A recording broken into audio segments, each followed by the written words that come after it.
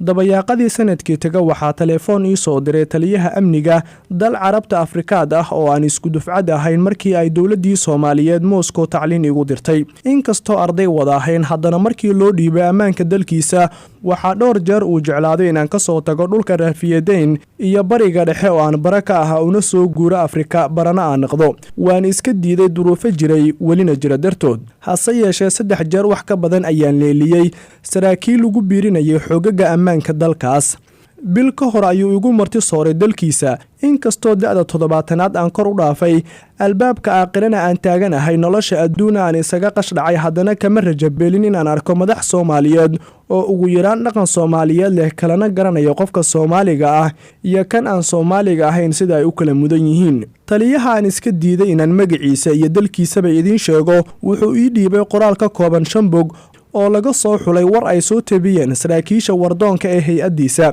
nuxurku waxa uu ahaa doorashada Soomaaliya iyo sida dowladaha danta kale ay u arkaan dowladaha Itoobiya iyo Kenya waxa ay ka midaysan yihiin warwarka ay ka qabaan in la doorto Maxamed Cabdullaahi Farmaajo sababta ugu weyn waxa ay tahay hamigiisa siyaasadeed waxa ugu horeeya xoogii dalka Soomaaliyeed arintaasna masaalixda labada dal uma adeegayso sidoo kale shacabka ayaa xoog u taageersan hadii madaxweyne uu noqdana waxaa suuragal ah inuu ka faa'iideysto taageerada shacabka una sahlaysa in dowladdiisu ay bedesho aragtida xoogaga mayalka adag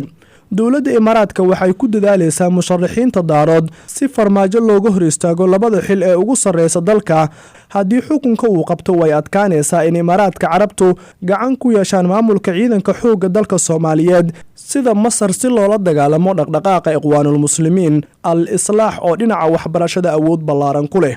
dowladda Masar waxay ku haminaysaa inay yeelato beeraha ku teesan webiga Shabeelle waxaa sacab si ay ka qabtaa isbeddelka dhacaya war laga keenay Qaahirana waxa uu muujinayaa dhaqaalaha Masar in uusan u wanaagsaneen in Farmaajo uu ku soo baxo doorashada sida awgeedna xukunka askarta ee Masaaridu waxay ka codsanayaan Imaaraadka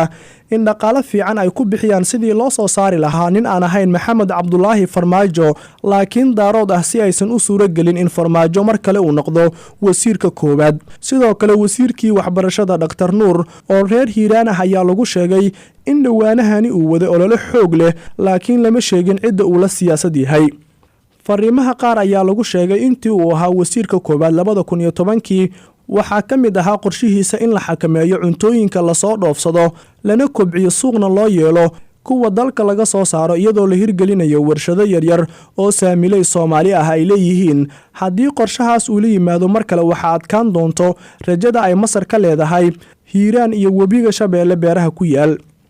warqadaas sidoo kale waxaa ku sheegnaa baadiyow oo la sheegay in uu yahay nin ay Imaaraadka si xoogan u diidan yihiin madaxweynaha dhacayana ay isku reer yihiin waxaa sidoo kale la sheegay musharax Jibriil oo ay ku qeexeen inuu yahay mudadarif cilmaani ah oo loola jeedo cilmaani xag jir ah inkastoo uusan lahayn khibrad uu ku hogaamiyo Soomaaliya haddana waxaa lagu sheegay inuu yahay nin dhalin yar oo ay wasaaradda difaaca Mareykanku leelisay waxaa suuragal ah inuu guuleysto marka lagu qiyaaso qoyska uu ka soo jeedo haddii ay xildhibaanadu u bataan in la rido madaxweynaha haatan jira isla markaana lagu bedelo nin ay isku qabiil yihiin waa ninka ugu dhow ee ku soo bixi kara marka lagu miisaamo qabiil haddii uu soo baxo waxa ay qabaan saraakiisha ammaanka ee Kenya in uu sii kordhayo iska hor imaadka hubeysan ee ku dhisan caqiidada taas oo ragga ammaanka Kenya ay qabaan in kaalin fiican ay ka qaadan karto geedi socodka Kenyaynta Kismaayo taas oo ay rabaan inay dhacdo saraakiisha Kenya 25 sano ee soo socota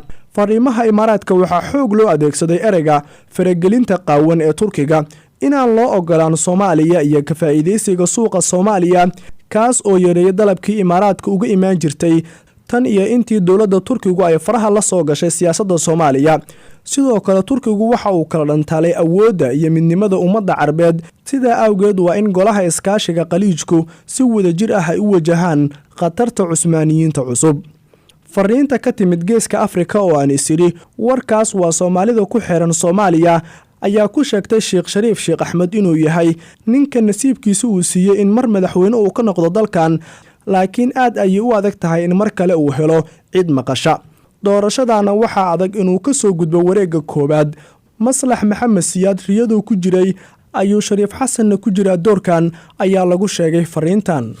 waxaase aad ii xiise geliyey warbixin ka timid Addis Ababa. Dowladda Itoobiya ayay aad ugu adag tahay xilligan inay ka qiyaas qaadato cidda ku soo baxaysa doorashada Soomaaliya. Sababtuna waxay tahay xildhibaanada waxaa lagu soo doortay si ka duwan hanaankii hore. waxaa meelo badan ka soo baxay dhalinyaro badan oo aan la aqoon badankoodna aan wax balwad ah lagu ogeyn. sidoo kale waxay Itoobiya aaminsan tahay laaluushku inuusan shaqayn doonin marka la gaaro wareegga labaad. waxaa suuragal ah haddii farmaajo wareegga labaad uu soo gaaro in ay adag tahay in la loodiyo. xildhibaano badan oo dhalinyaro ah ayaa la soo doortay ha ku yimaadaan laaluush iyo lacag inta badan laga helay madaxweynaha hadda dhacaya iyo kuwa gobolada. sidoo kale xildhibaano badan oo lacag ka qaatay madaxweyne xasan sheekh ayaa la ogyahay in codkooda ay siin doonaan cid kale. isku duub Itoobiya waxay aaminsan tahay haddii Maxamed Cabdulaahi Farmaajo uu ka soo gudbo wareegga koobaad inuu yahay madaxweynaha 4 sano ee soo socota, xamarna waxa hubaal ah in markaasi ay geli doonto waji cusub.